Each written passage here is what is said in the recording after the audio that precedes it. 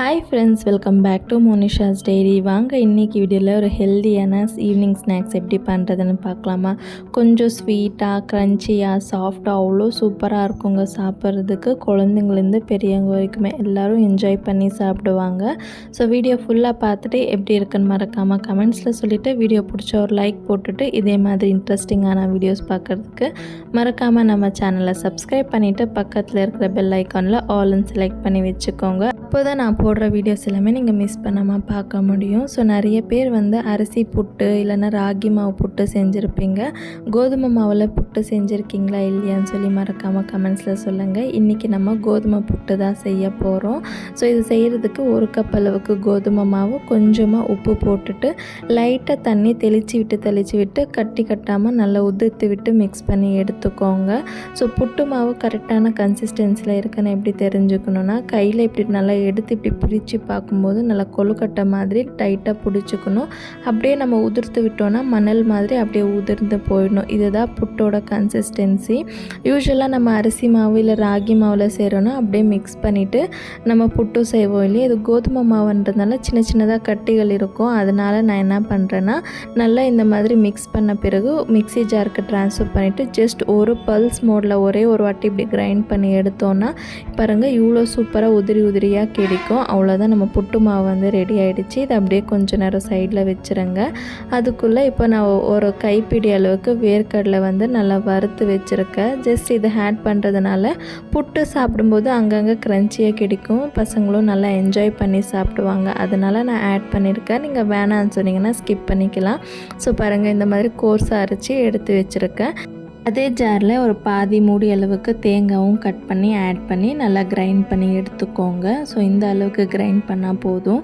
உங்கள்கிட்ட புட்டு மேக்கர் இருந்தால் அதுலேயே நீங்கள் புட்டு செஞ்சு எடுத்துக்கலாம். அப்படி இல்லைனா இட்லி பாத்திரத்தில் ஒரு துணி போட்டுட்டு மாவை ஆட் பண்ணிவிட்டு ஸோ ஒரு 10 நிமிஷத்துக்கு வேக வச்சு எடுத்துட்டு அதுக்கப்புறமா நீங்கள் தேங்காய் பூ, வேர்க்கடலை, வெல்லம் இதெல்லாமே போட்டு மிக்ஸ் பண்ணி சர்வ் பண்ணலாம். எனக்கு இந்த தேங்காயோட மூடியில் செய்கிறது ரொம்பவே பிடிக்கும். அதனால் இப்போ அதில் தான் நான் செய்ய போகிறேன். ஸோ தேங்காயோட பேக் சைடு இதில் 3 கண் இருக்கும் இல்லையா, அதில் ஒரு சைடு மட்டும் லைட்டாக ஓப்பன் பண்ணி குக்கர் மூடியில் வச்சு பாருங்கள் அது கரெக்டாக உக்காருதா இல்லையான்னு சொல்லிவிட்டு. அப்படி இல்லைன்னா எனக்கு கொஞ்சம் பெருசாக ஹோல்ட் பண்ணி விட்டுக்கோங்க. ஸோ பாருங்கள் எனக்கு இப்போ கரெக்டாக இருக்குது. ஸோ அவ்வளோதான், நமக்கு ரெடி ஆகிடுச்சு. இப்போ இது செய்கிறதுக்கு குக்கரில் ஒரு டம்ளர் அளவுக்கு தண்ணி ஆட் பண்ணிவிட்டு கேஸ்கெட் ரிமூவ் பண்ண வேணாம், அது அப்படியே இருக்கட்டும், ஒன்றும் பிரச்சனை இல்லை. விசில் மட்டும் ரிமூவ் பண்ணிவிட்டு ஸ்டவ் மேலே வச்சுருங்க. இப்போ நம்ம எடுத்து வச்சுருக்க தேங்காய் ஷெல்லில் கீழே ஹோல் இருக்கும் இல்லையா, அதனால ஒரு விரல் வச்சு க்ளோஸ் பண்ணிக்கிட்டு ஃபஸ்ட்டு தேங்காய் கொஞ்சமாக ஆட் பண்ணிவிட்டு நம்ம ரெடி பண்ணி வச்சுருக்க கோதுமை மாவும் ஆட் பண்ணிக்கோங்க. கொஞ்சமாக ஆட் பண்ண பிறகு மறுபடியும் இன்னும் 2 ஸ்பூன் அளவுக்கு தேங்காய், மறுபடியும் மாவு லேயர் பை லேயர் அரேஞ்ச் பண்ணிக்கோங்க. மாவு போட்டு ப்ரெஸ் பண்ண வேணாம், லேசாக இந்த மாதிரி உதிர்த்து விட்டுக்கோங்க. அப்போ தான் நமக்கு சீக்கிரமாக வெந்து வரும். ஸோ அவ்வளோதான், நான் இதை ரெடி பண்ணிட்டேன். நம்ம குக்கரில் வச்சுருந்தோம் இல்லையா தண்ணி, அது கொதித்து ஆவி வர ஸ்டார்ட் ஆகிடுச்சு. இப்போ நம்ம ரெடி பண்ணி வச்சுருக்க தேங்காய் ஷெல்லையும் அதில் நல்லா உக்கார மாதிரி ஃபிட் பண்ணிவிட்டு மேலே க்ளோஸ் பண்ணுறதுக்காக நான் சின்ன பாக்ஸ் மூடி எடுத்திருக்கேன். இந்த மாதிரி க்ளோஸ் பண்ணிவிட்டு ஒரு 7 to 8 மினிட்ஸ் வரைக்கும் வேக வச்சுக்கோங்க. இந்த மாதிரி நல்லா ஆவி வர ஸ்டார்ட் ஆன பிறகு எடுத்து ஒரு பவுலுக்கு ட்ரான்ஸ்ஃபர் பண்ணிக்கோங்க. ஸோ இந்த மாவு சூடாக இருக்கும்போதே உங்கள் ஸ்வீட்னஸ்க்கு தகுந்த நாட்டு சர்க்கரையோ இல்லை சர்க்கரையோ வெல்லம் எது வேணாலும் ஆட் பண்ணிக்கலாம்.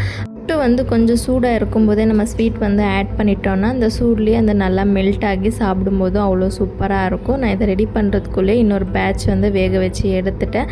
அதுவுமே ஆட் பண்ணிவிட்டு இன்னும் கொஞ்சமாக தேங்காய் லெஃப்ட் ஓவர் இருந்துச்சு, அதுவுமே ஆட் பண்ணிவிட்டு நம்ம ரெடி பண்ணி வச்சுருக்க வேர்க்கடலையும் ஆட் பண்ணி எல்லாம் நல்லா மிக்ஸ் ஆகி வரைக்கும் நல்லா மிக்ஸ் பண்ணிவிட்டு சுட சுட சர்வ் பண்ணி பாருங்கள். திரும்பி செஞ்சு கொடுன்னு சொல்லி கேட்பாங்க.